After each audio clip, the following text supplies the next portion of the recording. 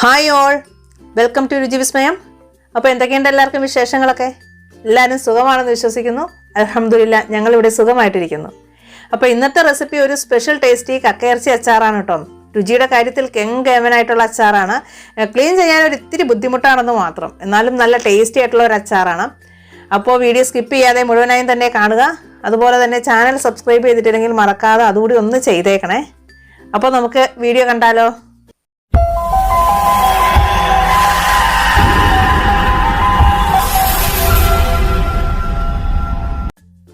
അപ്പോൾ ആദ്യം തന്നെ കക്കയൊക്കെ ഞാൻ നല്ലപോലെ ക്ലീൻ ചെയ്ത് ആ വെള്ളം മുഴുവനായും ഡ്രെയിൻ ചെയ്തെടുത്താണ് കേട്ടോ. നന്നായിട്ട് ക്ലീൻ ചെയ്തതിന് ശേഷം 10 മിനിറ്റ് ഉപ്പും വിനീഗറും ഇട്ട വെള്ളത്തിൽ മുക്കി വെച്ചു. അതിനുശേഷം നല്ലപോലെ കഴുകിയെടുത്തു. അപ്പോൾ 10 മിനിറ്റ് ഉപ്പും വിനീഗറും ഇട്ട വെള്ളത്തിൽ മുക്കി വെക്കുമ്പോൾ അതിൻ്റെ ബാഡ് സ്മെല്ലൊക്കെ മാറി കിട്ടും. പിന്നെ കക്ക ചെറുതാണെങ്കിലും വലുതാണെങ്കിലും ഒക്കെ അതിൻ്റെ ഉള്ളിലെ ആ ബ്ലാക്ക് കളർ കളഞ്ഞെടുക്കണം കേട്ടോ, ഇല്ലെങ്കിൽ നമ്മുടെ വയറിനൊക്കെ പ്രശ്നം വരും. ശരിക്കും പറഞ്ഞാൽ കക്ക ക്ലീൻ ചെയ്യാൻ ഒരു ഇത്തിരി ബുദ്ധിമുട്ടാണ്, എന്നാലും അത് നന്നായി ക്ലീൻ ആക്കി എടുക്കണം.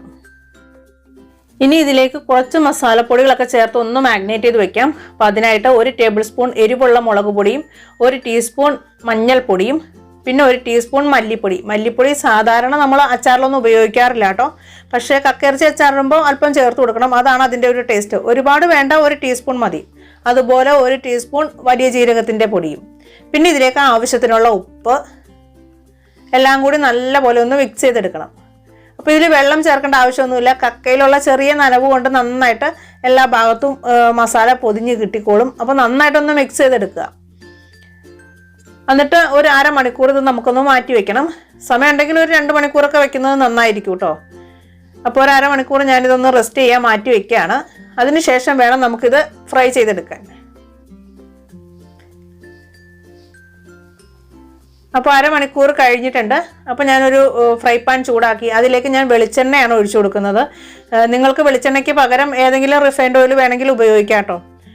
അപ്പോൾ കുറച്ച് വെളിച്ചെണ്ണ ഒഴിച്ചു കൊടുക്കുക. ഒരു 3/4 കപ്പോളം വെളിച്ചെണ്ണ വേണ്ടി വരും, കാരണം 1 കിലോയോളം ഉണ്ടല്ലോ. അപ്പോൾ അതൊന്ന് ഫ്രൈ ചെയ്തെടുക്കാനായിട്ട് ഒരുപാട് അങ്ങോട്ട് ഡീപ്പായിട്ട് ഫ്രൈ ചെയ്തെടുക്കേണ്ട ആവശ്യമില്ല. തിരിച്ച് മറിച്ച് ഇങ്ങനെ ഇട്ടിട്ട് ഇളക്കി മിക്സ് ചെയ്തിട്ട് 2 പ്രാവശ്യമായിട്ടാണ് ഇത് ഫ്രൈ ചെയ്തെടുക്കുന്നത്.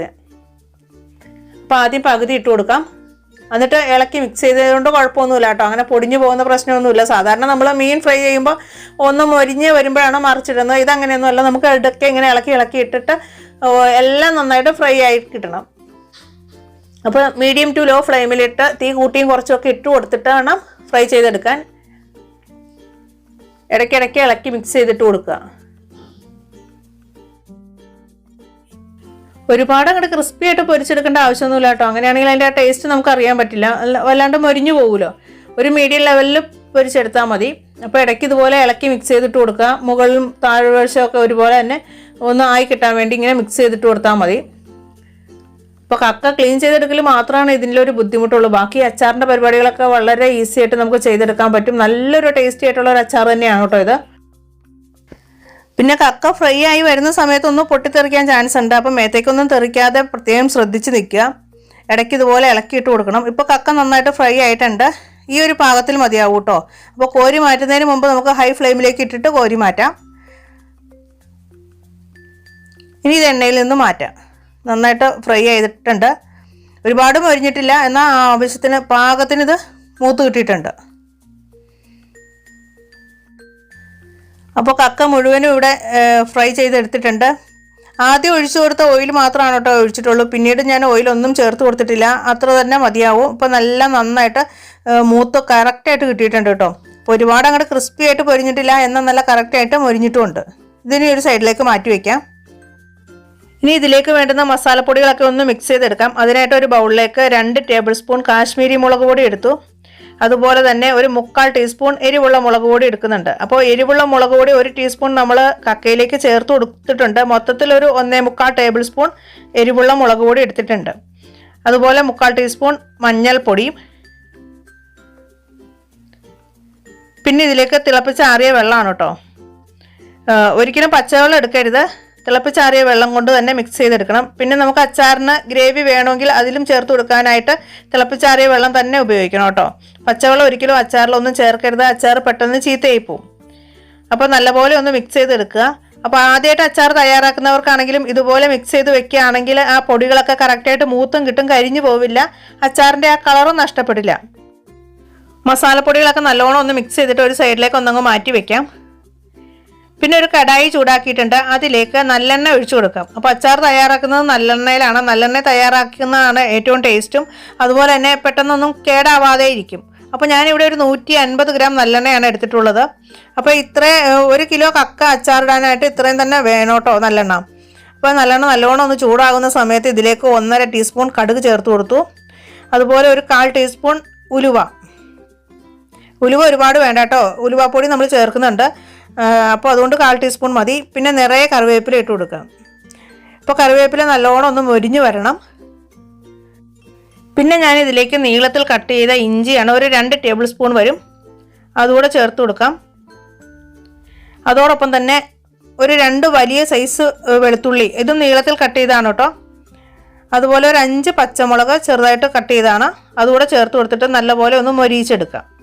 അപ്പോൾ ഇഞ്ചിയും പച്ചമുളകൊക്കെ നല്ലപോലെ മൊരിഞ്ഞ് വേണം. വെളുത്തുള്ളി അങ്ങനെ അങ്ങോട്ട് എന്താ പറയുക, ചുമന്ന് വരേണ്ട ആവശ്യമൊന്നുമില്ല, എന്നാലും നല്ലപോലെ ഒന്ന് മൂത്ത് കിട്ടണം. അപ്പോൾ ചെറിയ തീയിലിട്ടിട്ട് ഒന്ന് വഴറ്റിയെടുക്കുക. അപ്പോൾ ഇഞ്ചി വെളുത്തുള്ളിയൊക്കെ ഇങ്ങനെ ഇട്ട് മൂത്ത് വരുന്ന സമയത്ത് ചുമയ്ക്കാനൊക്കെ വരും കേട്ടോ, നല്ലൊരു മണവുമാണ്. അപ്പോൾ മീഡിയം ഫ്ലെയിമിലിട്ടിട്ട് നല്ലപോലെ ഒന്ന് മൊരിയിച്ചെടുക്കാം. ഇപ്പോൾ അത്യാവശ്യം മൂത്ത് കിട്ടിയിട്ടുണ്ട്. അതാ ഈ ഒരു പരുവത്തിലായി കിട്ടിയാൽ മതി. വെളുത്തുള്ളി അങ്ങോട്ട് ഒരുപാട് ചുമന്നിട്ടില്ല, എന്നാൽ ഈ കറക്റ്റ് പാകത്തിലായിട്ടുണ്ട്. ഈ സമയത്ത് നമ്മൾ മുമ്പേ തയ്യാറാക്കി വെച്ചിട്ടുള്ള മസാലപ്പൊടികൾ ചേർത്ത് കൊടുക്കാം. മസാലപ്പൊടികൾ മുഴുവനായിട്ടും ചേർത്ത് കൊടുത്തിട്ട് പിന്നെ ഫ്ലെയിം ഒന്ന് സിമ്മിലേക്ക് ഇടണം കേട്ടോ. എന്നിട്ട് നല്ലപോലെ ഒന്ന് വഴറ്റിയെടുക്കണം. ആ എണ്ണയൊക്കെ തെളിഞ്ഞു വരണം. മസാലപ്പൊടികൾ കരിഞ്ഞു പോകുമെന്ന് പേടിക്കേണ്ട ആവശ്യമൊന്നുമില്ല. നമ്മളത് വെള്ളം ഒഴിച്ച് മിക്സ് ചെയ്തെടുത്താണ്, കരിഞ്ഞു പോകുന്നില്ല, കറക്റ്റായിട്ട് മൂത്ത് കിട്ടും, കളർ ഒട്ടും നഷ്ടപ്പെടുകയില്ല. ഇനി ഇത് നല്ലോണം ഒന്ന് വഴറ്റിയെടുക്കണം. അപ്പോൾ ഒരു 5 മിനിറ്റ് നന്നായിട്ടൊന്ന് വഴറ്റി ആ എണ്ണയൊക്കെ ഒന്ന് തെളിഞ്ഞു വരണം. പിന്നെ കാശ്മീരി മുളക് പൊടിക്ക് ഒരു പ്രത്യേക കുത്ത് കൂടുതലാണ്, അപ്പോൾ അതുകൊണ്ട് നന്നായിട്ടൊന്ന് മൂപ്പിച്ചെടുക്കണം. അപ്പോൾ ഞാൻ വീണ്ടും പറയുകയാണ്, നമ്മൾ വെള്ളത്തിൽ മിക്സ് ചെയ്തെടുത്തുകൊണ്ട് തന്നെ പൊടികൾ കരിഞ്ഞു പോവുകയോ കളർ മാറുകയോ ഒന്നും ചെയ്യില്ല, കറക്റ്റായിട്ട് മൂത്ത് കിട്ടും. ഇനി എണ്ണയൊക്കെ നന്നായിട്ടൊന്ന് തെളിഞ്ഞു വരുന്ന സമയത്ത് ഇതിലേക്ക് വറുത്ത് പൊടിച്ച് വെച്ചിട്ടുള്ള ഉലുവ കൂടി ചേർത്ത് കൊടുക്കണം. ഉലുവാപ്പൊടിയാണ് കേട്ടോ, 1 ടീസ്പൂൺ വറുത്ത് പൊടിച്ച ഉലുവാപ്പൊടി ചേർത്ത് കൊടുത്തു. അതുപോലെ തന്നെ ഇതിലേക്ക് 1 ടീസ്പൂൺ കായത്തിൻ്റെ പൊടിയും കൂടെ ചേർത്ത് കൊടുത്തു. പിന്നെ നന്നായിട്ടൊന്ന് മിക്സ് ചെയ്തിട്ട് ഇതിലേക്ക് ആവശ്യത്തിനുള്ള ഉപ്പ് കൂടെ ചേർത്ത് കൊടുക്കുക. അപ്പോൾ ഗ്രേവിയിലേക്ക് ആവശ്യത്തിനുള്ള ഉപ്പ് ഇപ്പോൾ ചേർത്ത് കൊടുക്കുക. നമ്മൾ കക്ക ഫ്രൈ ചെയ്തെടുത്ത സമയത്ത് അതിലേക്ക് ആവശ്യത്തിനുള്ള ഉപ്പ് ചേർത്ത് കൊടുത്തിട്ടുണ്ടായിരുന്നു. ഉപ്പ് കൂടെ ചേർത്തിട്ട് പിന്നെ ഇതിൽ പുളിക്ക് ആവശ്യത്തിനുള്ള വിനീഗറും കൂടെ ചേർത്ത് കൊടുക്കാം. അപ്പോൾ വിനീഗറൊക്കെ നമ്മുടെ ഓരോരുത്തരുടെ ടേസ്റ്റ് അനുസരിച്ചാണ് കേട്ടോ ചേർത്ത് കൊടുക്കേണ്ടത്. അപ്പോൾ ഞാനിവിടെ ആദ്യം 1/4 കപ്പ് ഒഴിച്ചു കൊടുത്തു. പിന്നെ ഒരു 2 ടേബിൾ സ്പൂൺ കൂടെ ഒഴിച്ചിട്ട് മൊത്തത്തിൽ ഞാൻ 3/4 കപ്പ് ഇതിലേക്ക് ചേർത്ത് കൊടുത്തിട്ടുണ്ട്. അതുകൊണ്ട് എനിക്ക് കറക്റ്റ് പാകമായിരുന്നു. വിനീഗറിൻ്റെ അളവ് നമ്മുടെ ഇഷ്ടമനുസരിച്ച് മാറ്റം വരുത്താം. പിന്നെ ഇതിലേക്ക് തിളപ്പിച്ചാറിയ 1/2 കപ്പ് വെള്ളവും കൂടെ ചേർത്ത് കൊടുത്തു. പിന്നെ എന്താ പറയുക, വെള്ളം ചേർക്കുന്ന സമയത്ത് ഒരിക്കലും പച്ചവെള്ളം ചേർക്കരുത്, തിളപ്പിച്ചാറിയ വെള്ളം തന്നെ ചേർക്കണം. പച്ചവെള്ളം ചേർത്താൽ അച്ചാർ പെട്ടെന്ന് ചീത്തയായി പോവും, അത് പ്രത്യേകം ശ്രദ്ധിക്കുക. ഇനി നല്ലപോലെ ഒന്ന് മിക്സ് ചെയ്ത് കൊടുക്കാം. എന്നിട്ട് ഇതിൻ്റെ ഉപ്പും പുളിയും അതുപോലെ കായത്തിൻ്റെ ടേസ്റ്റൊക്കെ നോക്കുക. എന്തെങ്കിലുമൊക്കെ കുറവുണ്ടെങ്കിൽ നമുക്ക് ഇതിലേക്ക് ചേർത്ത് കൊടുക്കാം. പിന്നെ ഉലുവാപ്പൊടി 1 ടീസ്പൂൺ തന്നെ മതിയാവും, ഒരുപാടായി കഴിഞ്ഞാൽ കയ്പ്പ് രസം വരും. എനിക്ക് പെർഫെക്റ്റ് ടേസ്റ്റാണ് കേട്ടോ. ഞാൻ നോക്കിയപ്പോൾ ഉപ്പും പുളിയും കായത്തിൻ്റെ ടേസ്റ്റും ഒക്കെ നല്ല കറക്റ്റാണ്.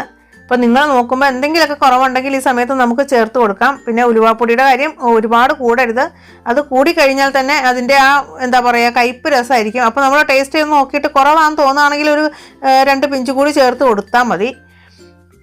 ഇനി നല്ലപോലെ ഒന്ന് തിളച്ചതിന് ശേഷം നമുക്കിതിലേക്ക് ഫ്രൈ ചെയ്ത് വെച്ചിട്ടുള്ള നമ്മുടെ കക്കയും കൂടെ ചേർത്ത് കൊടുക്കാം. പിന്നെ അച്ചാർ പിറ്റേ ദിവസമൊക്കെ ആകുമ്പോഴാണ് കേട്ടോ കറക്റ്റ് പാകത്തിലാവുള്ളൂ. അപ്പോൾ ടേസ്റ്റ് നോക്കിയിട്ട് പുളി കുറവാണെന്ന് തോന്നുകയാണെങ്കിൽ അല്പം വിനാഗിരി തിളപ്പിച്ചിട്ട് തണുത്തതിന് ശേഷം മാത്രം അച്ചാറിലേക്ക് ചേർത്ത് കൊടുത്താൽ മതി. വേറെ പ്രശ്നങ്ങളൊന്നുമില്ല കേട്ടോ. വളരെ സിമ്പിളായിട്ട് തയ്യാറാക്കാൻ പറ്റിയ നല്ല ടേസ്റ്റി ആയിട്ടുള്ള ഒരു അച്ചാർ തന്നെയാണ്.